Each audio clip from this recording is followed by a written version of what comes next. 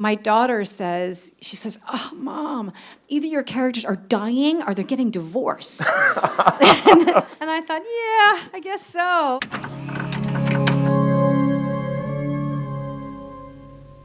Hi. Julianne, welcome. Thank you. Welcome Thanks for back. having me. Thank you. I'm always happy to be here. You were here a year ago with a film that launched in Toronto, Still Alice, a beautiful film. Tough role, I would imagine, to play, and it went on, of course, to great success, and you won the Academy Award for that. Congratulations Thank on you. that. What do you think was it about that role and your performance in it that was so unique, that attracted so much critical acclaim, and then, of course, the awards success that it did? Man, I don't know. I wish I did. But you know, it was interesting. We were talking backstage about how many times how long I've been working in Toronto and how many years I've been coming to the festival. I had my first job in Toronto was in 1986.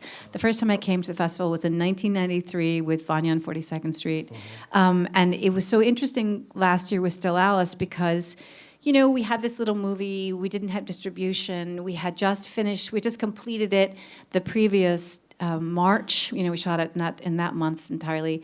And we came in on a Monday with a 4:30 screening, which is not particularly auspicious. Let's be frank. Seemed to work out, though. Right? And I didn't watch the movie. I went and, you know, had something to eat with a bunch of people. And then we came out, and the response from the audience was overwhelming.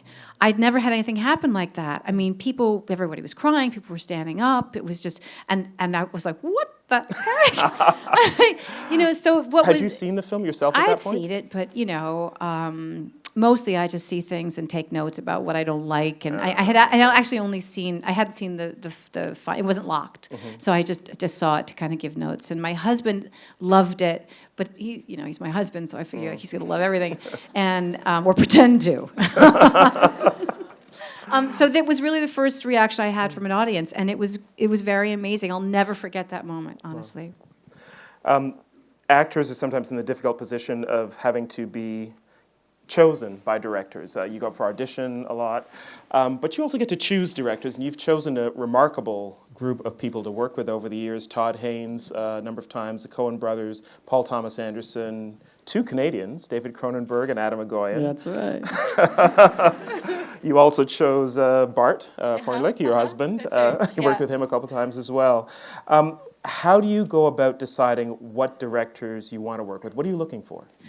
Well, one of the things I realize is I've been drawn particularly to people who write as well. Okay. So I think there's a unity of vision. I'm looking for vision in particular. I really want somebody to tell me how they see it, what they want, because then I'm able to kind of meet it, you know, bring myself to what they see. And often when someone has written the script themselves, it's inherent in the language. So I can tell from the way they've written it, the way it sounds rhythmically, maybe even the way they've described a scene, they're able to communicate their vision to me, and that's when I feel most fortunate and most excited, because I'm like, oh, great. Then it makes it extremely easy for me to do my job. When I run into difficulties, when I'm cloudy about what someone wants, or we feel like we're on different pages. You're probably an inspiration to so many actors for a lot of reasons, but partly, I think, because some of your very earliest work was in soap operas. And now you have an Academy Award. TV. Yeah. So can you talk a little bit about your training and how you learned your craft, how you got from that point to this point? Well, you know, one of the things that I always say to young actors is to keep going and to work. The only way that you don't move forward is by not working. And that experience. You know, I went to a drama school, and now having a kid that's close to looking at colleges himself, I realize how young I was when I went to college, and how little I knew, and I just kind of went into this university experience and majored in acting, and then graduated, and you know, bingo, you're supposed to be an actor, and so I really didn't know how to take the skills that I'd learned in school and apply them to the real world, and being on a soap opera ended up being an amazing experience, because I had to rely entirely on my abilities and work very quickly and kind of fall on the sword when it was bad and just learn, just work and work and work and work. So for me, it was incredibly beneficial just to go right to work. And I feel like the first 10 years of my career were spent like learning how to do it. And I think that, I don't know, I just think that's the only way you figure it out, is by actually kind of being there. Have you changed as an actor from that point to this point, do you think?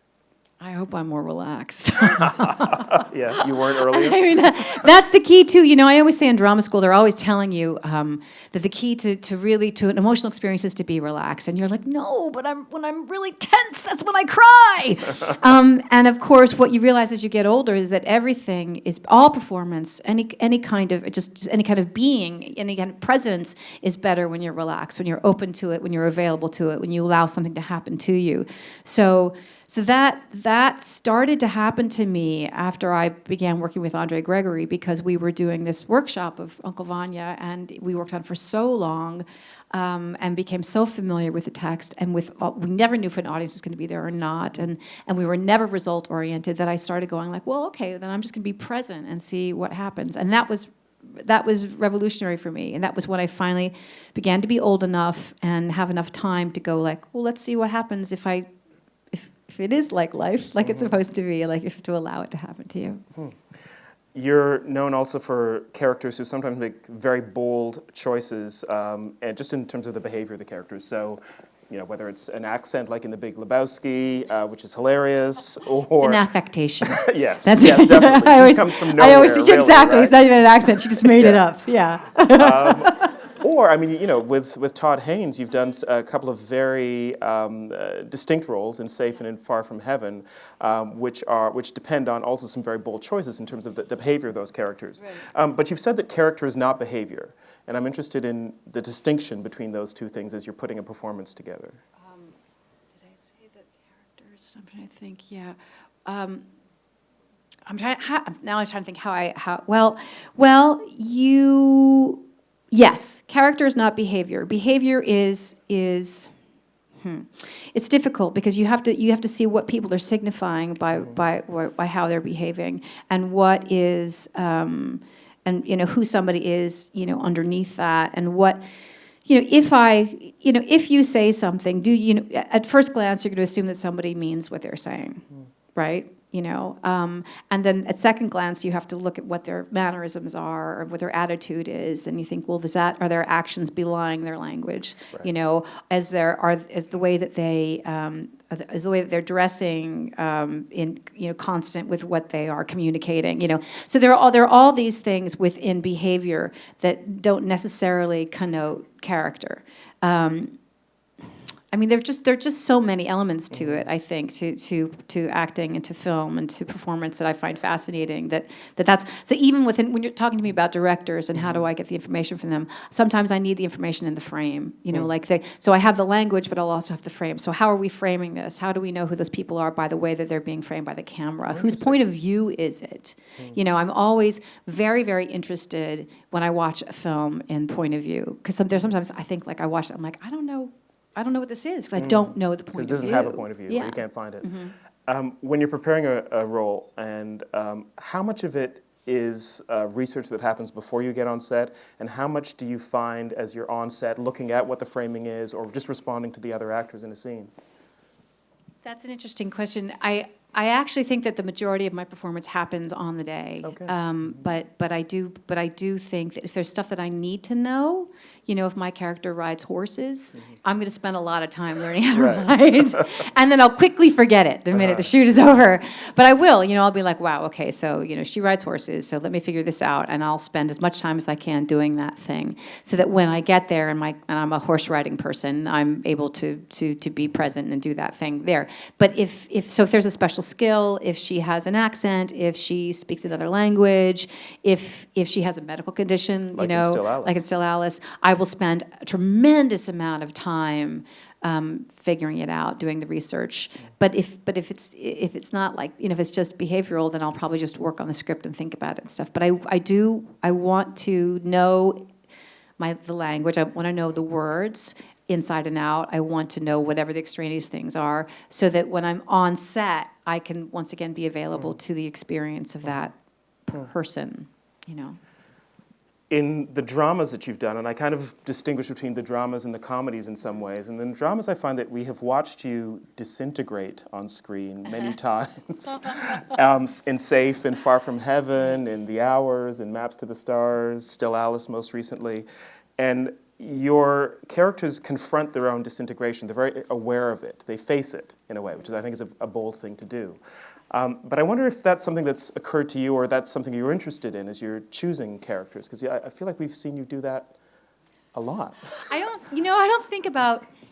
I think I'm always attracted to what is personal and what is real, and what is within the realm of my experience. Oddly, I mean, I'm not one of those people. I kind of wish that I'd played some more heroic roles, like the person who gets to the top of the mountain, or the first person on the moon, or the one who cured cancer, or those heroic kind of films. I'm always interested in them, and they somehow I never never get those jobs, or I don't choose those jobs, but I think because I'm most moved by, oh my gosh, these people have been married a long time and now it's all going wrong. Because I feel like I know that, or or not, But what I think I'm more interested in what is innately personal and what I feel is within the world of possibility for most of us. My daughter says, "Oh, Mom, either your characters are dying or they're getting divorced." And I thought, yeah, I guess so. In the comedies, I get divorced, and in the in the dramas, I'm But I think I am interested in what are the big issues that we grapple with in real life, not the fantasy ones. Has your daughter seen you in the Hunger Games? Yeah, she's bored by it. No, really? I don't know. They actually saw we were in LA recently, and I saw Mockingjay, the second part, and they came with me, and they were like, "That was fun. Thanks, Mom." And that's it. That's right. All I get. But I'm glad about that. I mean, I think it's they don't have a huge relationship to my work, nor should they. They've really seen very, very little of it. I think they've seen. My son saw Crazy Stupid Love, and my daughter has seen the Mockingjays, and that's about it. You have done a few big commercial movies like the Hunger Games series and The Lost World, Jurassic Park. Yeah. Do you approach those kinds of roles differently? Is there less or different things required of you? As an actor, no. They're Well, once again, it's like you have to consider the tone and the world and what you're doing. Like I always say, the interesting thing about the Hunger Games for me is that the adult characters, I think me in particular, we're ancillary.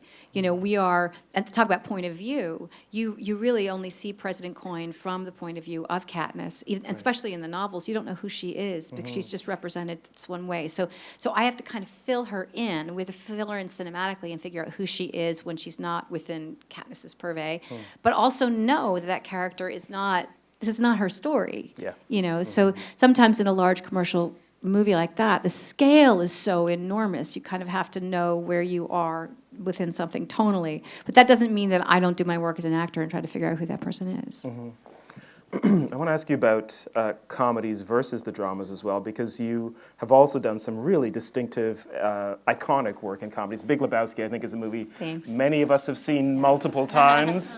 I would hazard to guess, and there's so many others as well. And for me, in your comedies, what I love most is that you kind of sort of speak the truth. Your character is the one who just calls people on stuff, and hilariously in many cases. Do you approach comedy a different way? Is there a kind of an extreme that you can go to in comedy that's maybe a little bit different in drama? It's about tone and style, and something like Far From Heaven, which is a drama, is also has a certain kind of style to it, and Modeled on 50s melodramas. 50s melodrama on the Cirque melodramas. Yes. So somebody actually asked me once, like, how did you know how to do this? And I said, well, I think it's sort of in my bones from watching old movies. I mean, for those of us who grew up with old movies on TV, you watch that, you could remember the rhythm of the voices and the quality of the sound and that kind of certain kind of behavior. So that kind of style can occur within a drama, but also in a comedy. Like where is the tone? Like how do you make something funny? Steve Carell is someone who is a genius. His ability to discern tone and to time things is astonishing to me, because I watched him do a scene where it was funny, and then he said, wait a minute, took it back, and then made it like unbelievable. Just by waiting 2 beats and kind of squeezing it higher, made it even funnier. So it is, I don't know. I mean, I think there's, once again, it's about trying to ascertain where the movie is pitched, And how do you know that? Is it talking to the director, or is it trying to go deeper into the character? How do you know how far to go or how much to pull back when you're finding that tone? I don't know. Gosh, that's hard to explain.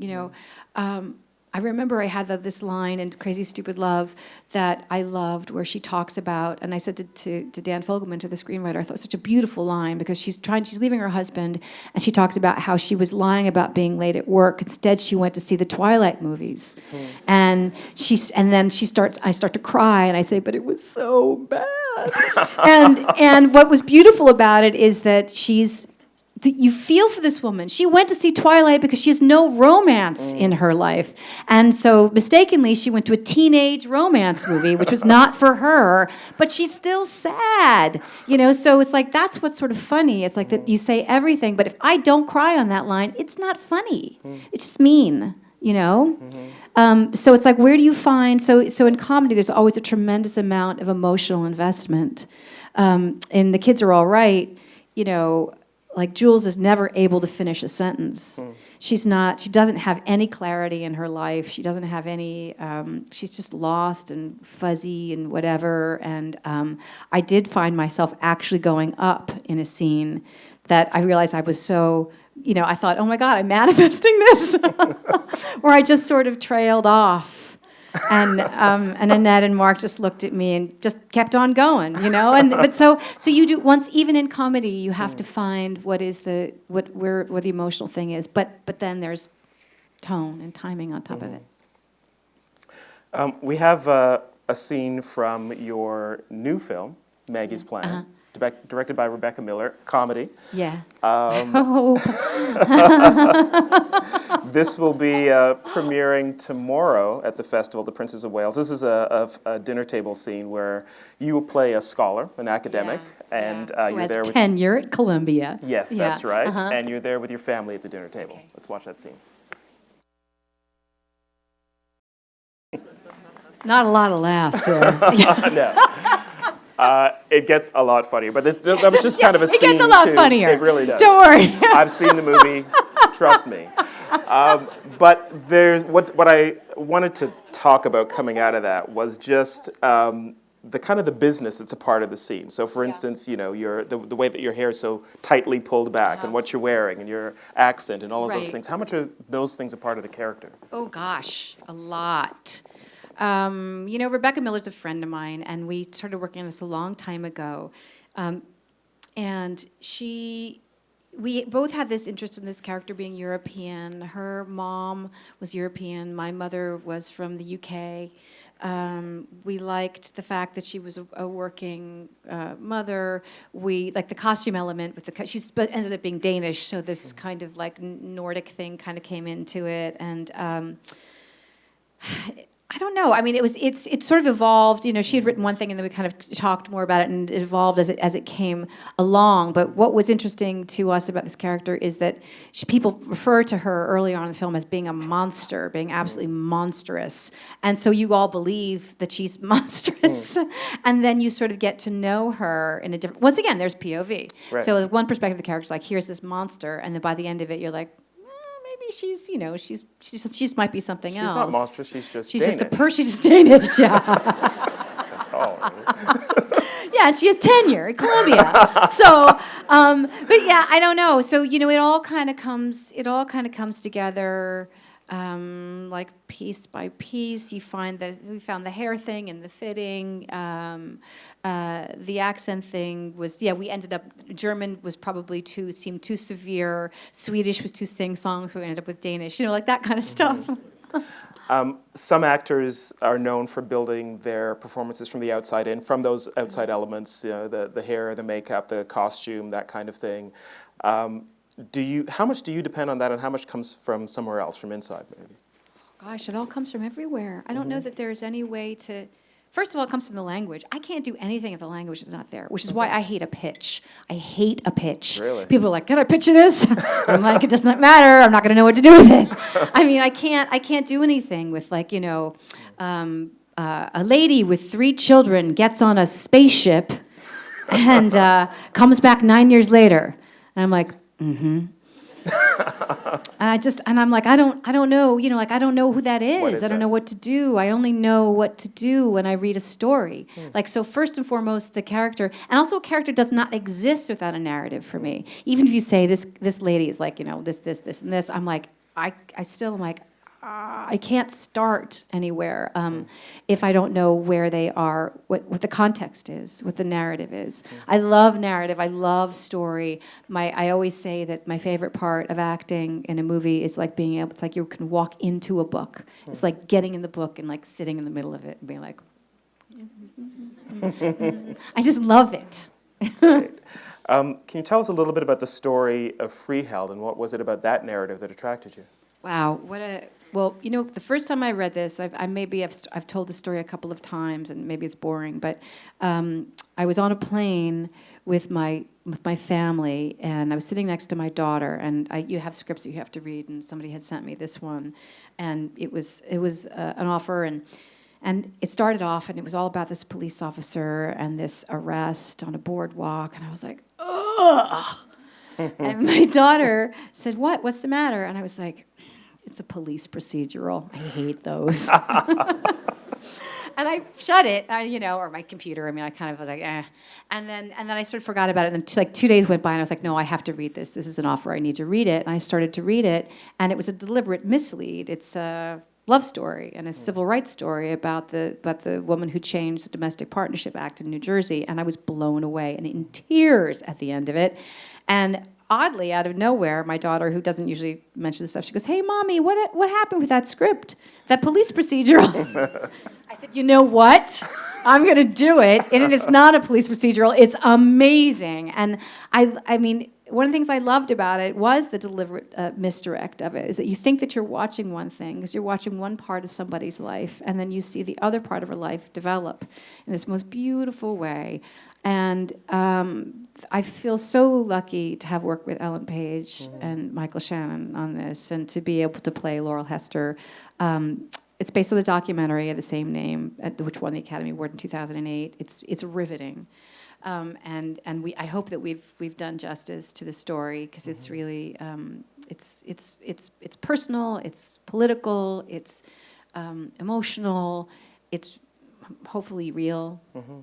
We have a scene from a little bit later on in the film, but there's an early scene where Ellen and you are kind of flirting. It's kind of a seduction scene, and She it asks is me out. Yeah, magnificent. yeah. Can you talk a little bit about what's required in a scene like that, the kind of the chemistry, what you need to kind of make that scene work? It's hard to know when you love somebody right away, like what makes you love them right away, like the way I felt about Ellen.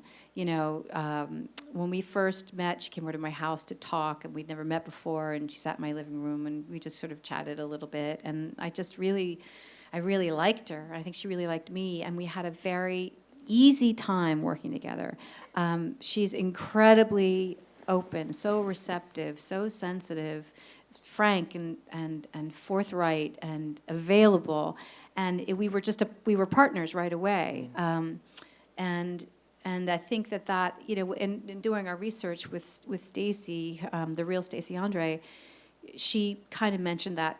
Stacey said a beautiful thing. She said when she saw Laurel, she goes, I knew she was mine. you know? I knew it.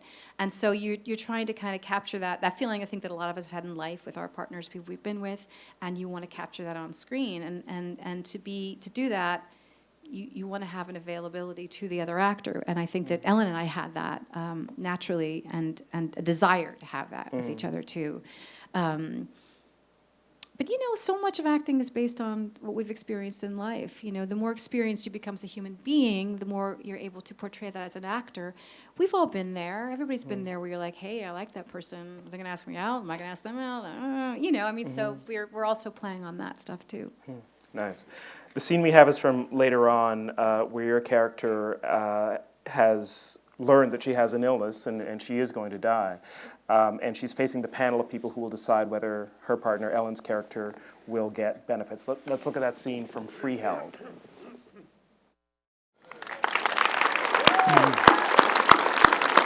It's great.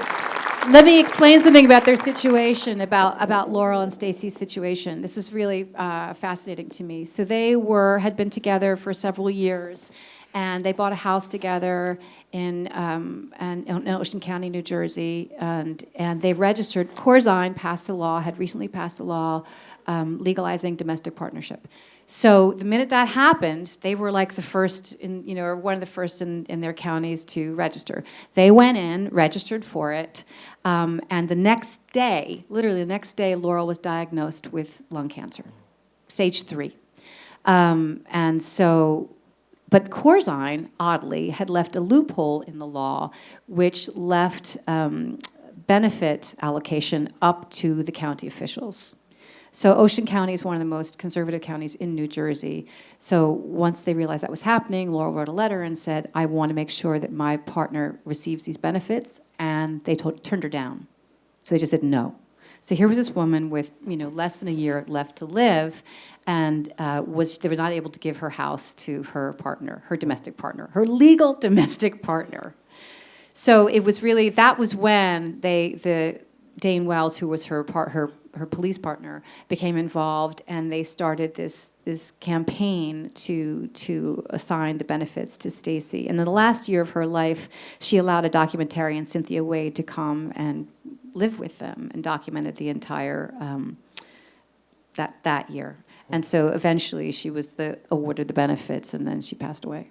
But this was when she first goes to the county freeholders. And this was not that long ago. This is in very recent memory. 2006. Yeah. And so much has changed in that time, which is remarkable. Yeah. I know that equality on many levels has been a big issue for you, both on and off screen. You have been very vocal in terms of LGBT equality, and I think Freeheld will be an important film, as you say, for people to remember that only a few years ago this was a battle. Right. What do you hope the film accomplishes now that gay marriage is a fact in all 50 states, although some are fighting it, but it's still I know, but law. it is. I mean, it's been a wonderful year and very, very exciting, and I feel like the film was a celebration of how far we've come and a reminder of how difficult it was for people and how personal it is. Do you know? And I think that someone was asking me about discrimination and about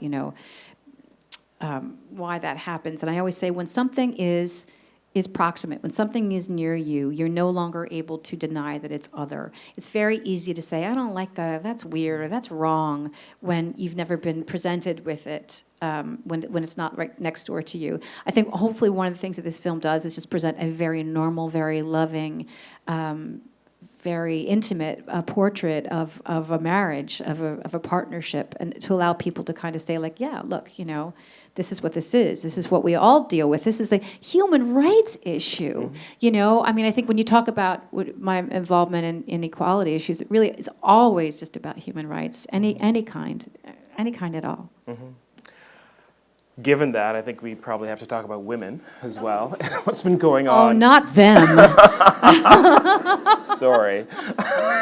Anything but them. Well, it feels like people just woke up recently in the last year or two and realized what has been going on in the film industry for so many decades after feminism, actually, in terms of just the representation of women, the voices of female directors and writers and producers and others, and how much how much still needs to be done, how far behind it seems that we all are. You're someone who's been very successful in the film industry, but what's your perspective from where you sit? Well, one of the things that I always say is this is not endemic to the film world. It is endemic to the world. So we're not talking about, when you're still talking about a universe where girls are not educated the same way that boys are in many countries, and this is not just a problem, it's not really just about show business, So I do think that it's like with any kind of human rights issue, any kind of equality struggle, you have to pay attention, and you have to do the best you can to kind of, further the cause. I don't know why it's suddenly, coming up again. I mean, I grew up with a mother who was a feminist who always reminded me that, birth control was illegal until 1964, I think, right? 1964. And that it wasn't even, she wasn't even expected to go to college in her family. Her parents saved money for her brother to go to college, but not for her. So she graduated from college when I was in the 8th grade by taking classes wherever we were. And she always said it's important for you to have, have a family and have a job, and you can have both. And so I grew up in the middle of the feminist movement. And then I felt like by the time I grew up, everyone was like, oh, well, we've achieved all this stuff. Right, we're done. We're done. It's all okay. And then it all seemed to go underground again. And I think maybe it was that realization that, no, we're not done, and the things have not changed that have made everybody suddenly start to talk about it, about inequality in pay in lots of jobs, and just in terms of in numbers in certain positions, and in stories being told. Do you have a plan? What are you going to do? Well, you know what I said? I always say this, and I really mean it. It's like, it's like with legislation as well as well. It's always about money, isn't it, too? It's about, you can't just say, do this, do that, do the other thing. If you don't support something economically, it's not going to happen. So, so go see movies with women in them, It always kind of makes me crazy in the film industry. They say, like, oh, women don't see movies. I'm like, we don't see movies if women are not in them. So it's sort of like chasing your tail. It's like, if there's not a film out there for me to see, I'm not going to go. But if there is a film out there with women in it, I will pay for it. I will do that. I think so. I think economics make a lot of sense. Thank you. We've got a little bit of time for some questions from you. Julianne will have to go soon, so let's take a few of your questions. We'll bring the lights up. Thank you. And let's see what you have to say. Okay, do we have microphones? Yep. We do. Let's start back here. Do you mind passing the mic? Sure.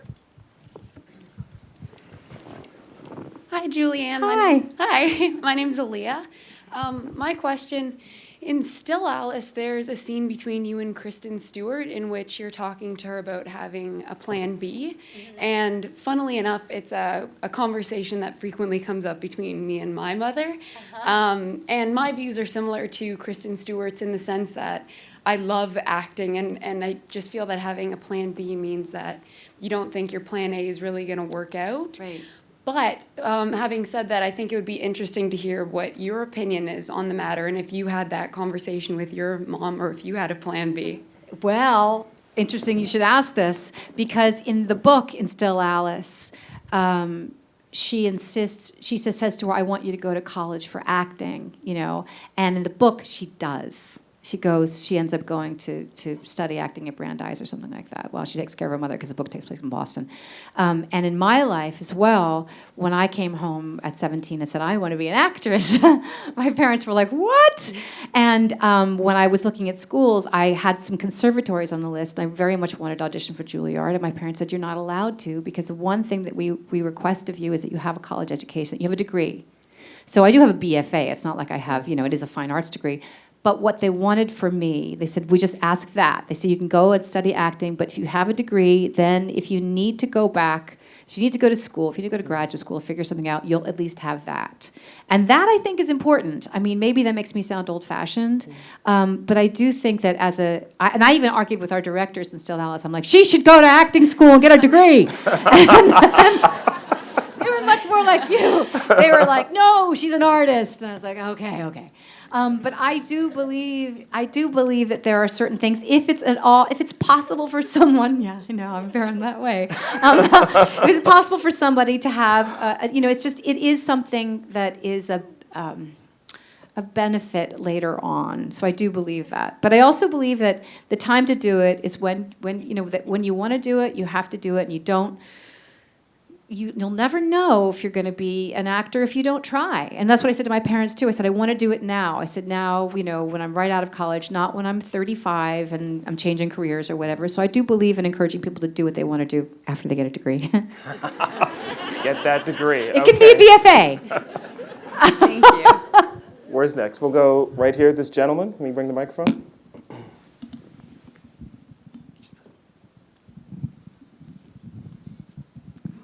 Firstly, thank you for your work. I have watched your movies for as long as I can remember. My question is what was the hardest role for you in terms of like the whole process and everything like that? What was the biggest challenge? Oh, man. I wish I could remember. I did say to my friend Stephen Uvain, my publicist, we were backstage watching the reel, and I said, you know what? The minute I do a movie, I forget all about it. It's literally like an eraser goes across my brain, because I was like, I did that, I forgot that movie. I feel that they're all, oddly, I feel like they're all very challenging, because you have to get it, there's always a chance to get it wrong. Every time you do it, you're like, ugh. This one could be bad. And sometimes they are. I have done it sometimes where I'm like, shoot, it didn't get where I wanted to go. It didn't quite work. And you don't know when you're doing it. So I think that if it didn't continue to prove challenging to me every single time, I don't know that I would be as engaged, as engaged as I am with it. So I feel like, whenever there's an extra degree of difficulty, like playing a real person or having to, ice skate or something, something that I don't know how to do, obviously there's like a wrinkle in it. But I do find them all continually challenging. Thank you. Thank you. We'll go up here. Hi, Julianne. Hi. My name's Madeline. I'm studying film back at Buffalo State College. Like you, I have a huge passion for acting, but I know how challenging it is to actually get those roles, and I also want to pursue writing and directing. My question for you is, can you see yourself probably writing or directing your own films? Because I know that some directors have their cameo in some of their films, like Quentin Tarantino or Alfred Hitchcock. So I was wondering, do you think that's a possibility for you? I wish I could do a cameo as a director. I don't know. I tend to think, I was going to say acting's easier than directing and writing. I honestly, part of me does feel that. I'm like, because I feel like acting is the thing that I have the facility for. But I don't know. I live with a director and a writer. I see how hard it is. I have a tremendous amount of admiration for it. I always say, I'd like to try to adapt something one day. I don't know that I will. I write children's books, which is not exactly like being, Philip Roth or anything. But I do like to write. I like language. So sometimes I think about it, but I don't know. I'm not one of those people who says I have this burning desire to do it. Yeah. And I think one of the things I see with my husband is writing and directing a movie is a very, very long process. It could take a big chunk, like maybe 3 years out of your life. And you have to be very, very focused on that particular project. And I don't know that I have the stamina for that kind of concentration for that period of time. But I don't know. Never say never. But I also encourage students, when people say, well, should I do this, or this? I'm like, do everything you're interested in. Yeah. If it interests you, do it, follow it, because you never really know. The only way you know where to go in your life is by following your interests. Absolutely. Thank you so much. Thank you. Good luck. Time My for first just job was one- in Buffalo. Big up Buffalo. Yeah. Time for just one more question. Let's go back here. Hi, Julianne. How are you? Thank you again for your work. I've been following you. I'm over here. I should stand up. Oh, there you are. Okay, Hi. thank you. Hi. Okay. I just had a question about your process of what attracts you to films, and I guess it's from the script, and what you kind of look for when you're pursuing your next role. Gosh, you never know until it presents itself. When people say to me, "What are you looking for?" I'm like, I don't know. I haven't seen anything. And sometimes you get kind of depressed because you're like, nothing's, I don't know. Nothing's connecting with you. And then something pops up, like the way Freeheld did, where I was like, what? Or another movie that kind of popped up that way was Joseph Gordon-Levitt's movie Don John, Yeah. which was like a little tiny movie, and someone had sent it to me and said, "You're not going to like it. It's about porn." And so once again, I'm on a plane. And you started reading right Yeah, away. I'm on a plane. I was like, it's about porn. Ugh. And this time I was next to my husband. I'm always sitting. And I said, this isn't about porn. It wasn't. It totally surprised me, and it was the most authentic, for me, depiction of grief that I'd ever seen in a character. My character is you don't know who she is, and she shows that she's very mysterious. You don't know what, and you realize that it's this deep, deep grief. And I was blown away, absolutely blown away. And because of that surprise, I was like, I'm going to do this. And Bart was like, do it. Yeah. And it was the little kind of, week-long part or something with Joe, who I didn't know. And but that's kind of how it happens for me. Generally, I read something and I find it really arresting, and I'm like, I kind of want to do it. I kind of want to do it. It's when I waffle and I'm like, I don't know. That's when I'm in trouble. But if I usually know right away. We're going to have to wrap it there, unfortunately. I just want to ask you to please join me in thanking the magnificent Julianne Moore. Thank you, everybody. Thank you.